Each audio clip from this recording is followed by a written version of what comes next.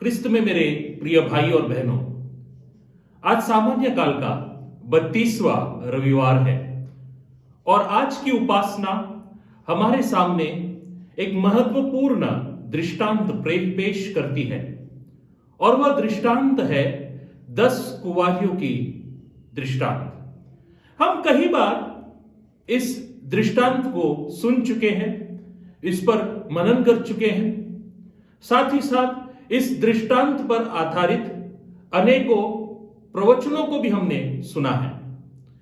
परंतु इस दृष्टांत का सही अर्थ क्या है, इसकी पृष्ठभूमि क्या है, यह आज के इस मनन चिंतन माला में हम सुनने वाले हैं। दृष्टांत में 10 कुंवारी है। 5 कुंवारी चतुर थे और 5 कुंवारी मूर्ख थे। सुसमाचार प्रवर्तक स्पष्ट रूप से कहता है कि जब दूल्हा आ रहा था, ये जो 5 मूर्ख कुंवारी थे, उनके पास तेल का अभाव था, जिससे वह दीपक को जला नहीं पाए। अब इसकी पृष्ठभूमि क्या है? इसकी पृष्ठभूमि को समझने के लिए हमें इजराइल की विवाह संस्कृति को समझना जरूरी है। इजराइल का जो विवाह समारोह था, वह केवल एक दिवस का समारोह नहीं था, कई दिवसों तक यह समारोह चलता था। और इस समारोह का सबसे महत्वपूर्ण भाग था दूल्हे का आगमन। दूल्हे का आगमन कब होगा, इसके बारे में दुल्हन को या उसके परिवार वालों को जानकारी नहीं थी।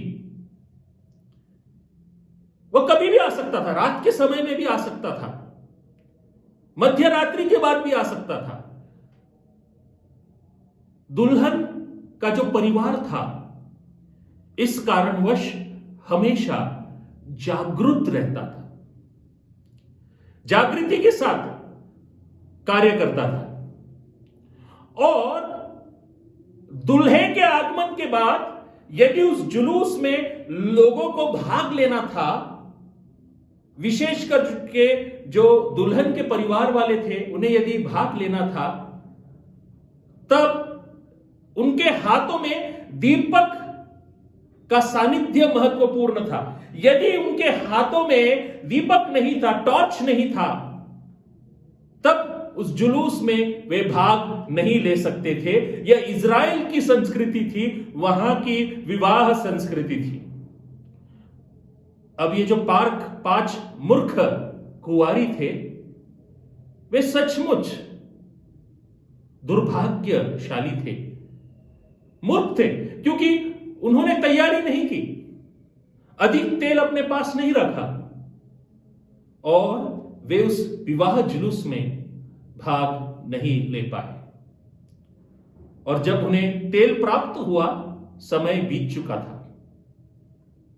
यीशु क्रिस्त अपने समय की इस प्रथा को एक रूप अलंकार के रूप में हमारे सामने प्रस्तुत करते हैं और हमसे आग्रह करते हैं कि हम हमेशा तैयार रहे। आध्यात्मिक जागृति के साथ, सावधानी के साथ हम तैयार रहे, दक्ष रहे। हम बहुत सारे ऐहिक बातों में दक्ष रहते हैं, जैसे पैसे को बचाना, पढ़ाई करना, पैसों का निवेश करना, अच्छे भविष्य के लिए दिन रात काम करना जागृति के साथ। इन बातों पर हमारा लक्ष्य केंद्रित रहता है, लेकिन आध्यात्मिक जागृति के बारे में विचार करने के लिए शायद हमारे पास समय नहीं रहता। हमारा अंतिम दिवस कब होगा हम कह नहीं सकते, लेकिन इतना तो कर सकते हैं कि हर एक दिवस को हम प्रभु को समर्पित कर सकते हैं और प्रभु के नियम के अनुसार, प्रेम के अनुसार हम अपना जीवन व्यतीत करें। आध्यात्मिक जागृति के साथ, आध्यात्मिक रूपी दीपक को प्रज्वलित करके संपूर्ण जगत में क्रिस्त का प्रकाश फैलाए। आमीन।